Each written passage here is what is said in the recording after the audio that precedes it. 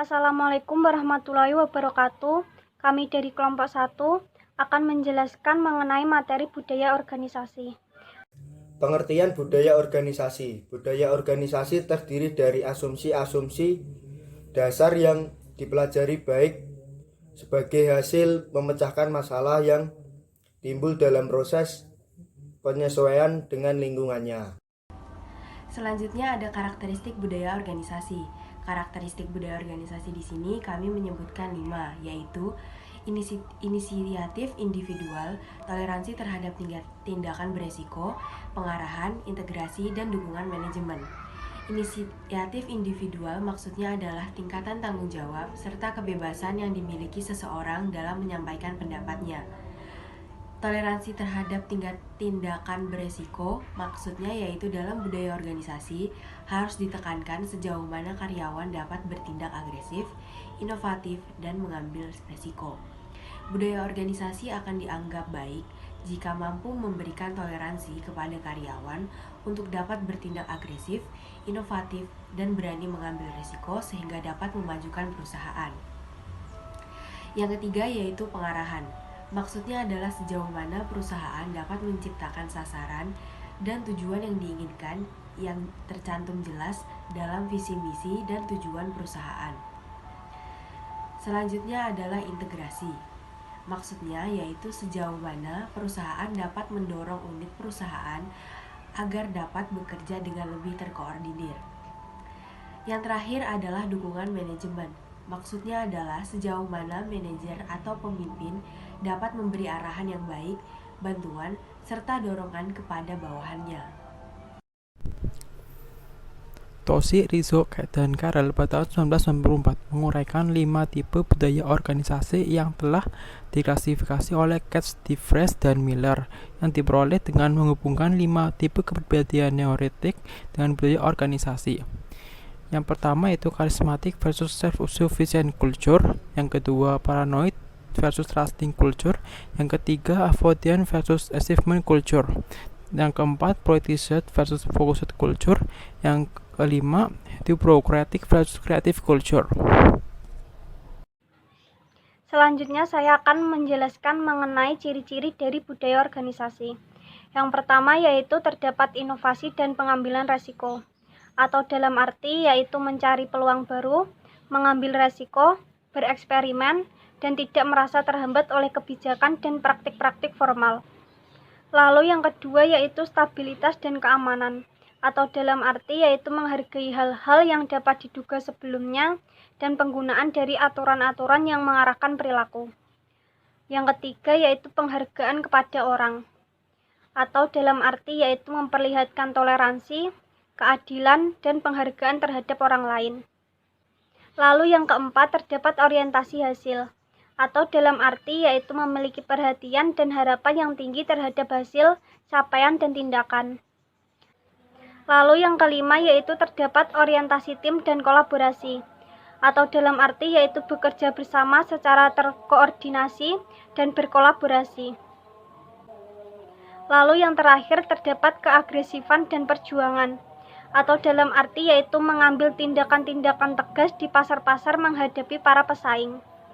Selanjutnya akan dijelaskan oleh teman saya.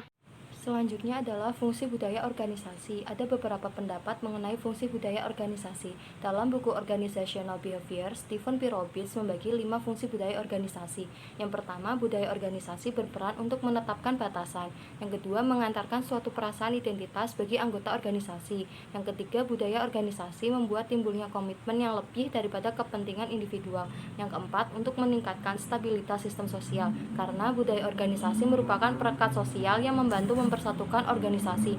Dan yang kelima, sebagai mekanisme kontrol dan menjadi rasional yang dapat memandu dan membentuk sikap serta perilaku karyawan. Selain Stephen P. Robbins, Skene dalam bukunya yang berjudul Organizational Culture and Leadership membagi fungsi budaya organisasi berdasarkan tahap pengembangannya, yaitu fase awal, fase pertengahan hidup organisasi, dan fase dewasa. Fase awal merupakan tahap pertumbuhan suatu organisasi. Pada tahap ini, fungsi budaya organisasi terletak pada pembeda baik terhadap lingkungan maupun terhadap kelompok atau organisasi lain.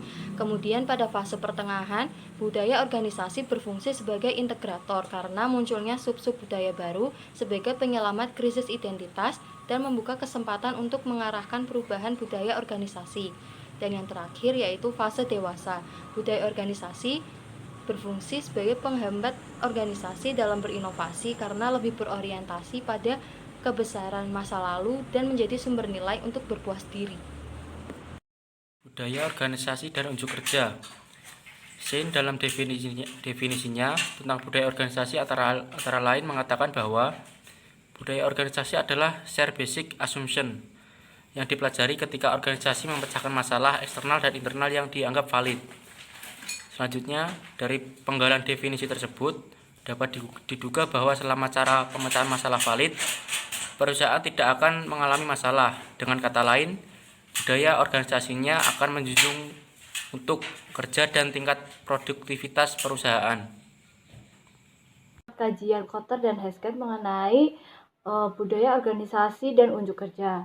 Yang pertama yaitu ada hubungan antara budaya perusahaan dengan unjuk kerja ekonomi jangka panjang. Kemudian yang kedua yaitu ada hubungan antara isi budaya, nilai-nilai, dan perilaku yang dapat diamati dengan unjuk kerja ekonomi jangka panjang. Kemudian yang ketiga, melihat apakah budaya yang membantu organisasi akan diasosiasikan dengan unjuk kerja yang baik untuk jangka panjang. Kemudian yang keempat, penyebab timbulnya budaya yang menghasilkan unjuk kerja yang rendah. Nah, dari 4 penelitian kajian Kotter dan Hesketh ini dapat disimpulkan bahwa yang pertama ada hubungan meskipun tidak kuat antara budaya perusahaan yang kuat dengan unjuk kerja ekonomi jangka panjang. Yang kedua, budaya secara strategi sesuai dengan lingkungannya dapat mendukung unjuk kerja yang tinggi dalam jangka waktu yang panjang. Yang ketiga, budaya adaptif memiliki hubungan yang kuat dengan unjuk kerja perusahaan yang baik dalam jangka waktu yang lama. Kemudian yang keempat, perusahaan yang berhasil di masa lampau dapat mengembangkan satu budaya yang tidak menunjang unjuk kerja pada.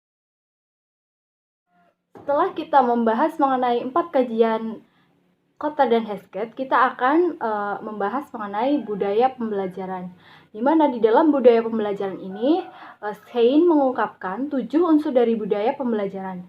Yang pertama yaitu perhatian terhadap orang. Perhatian terhadap orang ini menurut Sein ini temukan pada organisasi-organisasi yang adaptif dan inovatif selama satu periode yang panjang. Yang kedua, keyakinan bahwa orang dapat dan mau belajar dan menilai pembelajaran dan perubahan sebagai bagian yang dianggap penting.